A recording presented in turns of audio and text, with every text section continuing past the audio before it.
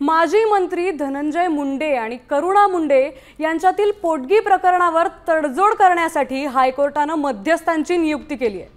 न्यायमूर्ती अनुजा प्रभुदेसाई यांची मध्यस्थ म्हणून नियुक्ती करण्यात आली आहे। मध्यस्थांना 16 जानेवारीपर्यंत अहवाल सादर करण्याचे निर्देश देण्यात आले। बांद्रा न्यायालयाने करुणा मुंडेंना 2 लाख रुपयांची पोटगी शिवाय 25,000 रुपये आणि मुलीसाठी 75,000 रुपये देण्याचे आदेश दिले होते। या निर्णयाविरोधात हायकोर्टात याचिका दाखल करण्यात आली आहे। पण सर्वसंमतीने अनुजा प्रभुदेसाई आपल्याकडे आलेल्या होत्या। ते सिनियर न्यायमूर्ती आहेत, ते आता रिटायर आहेत। त्यांच्याकडे आमच्या दोन्ही वकिलांच्या सहमतीने प्रकरण तडजोडीसाठी पाठवलं। त्या मेडिटर म्हणून काम पाहतील आणि या जो त्यांचा खर्च आहे त्यांच्या सिटिंगचा हा सर्व धनंजय मुंडे यांना बेअर करावा असे कोर्टाने आदेश दिले।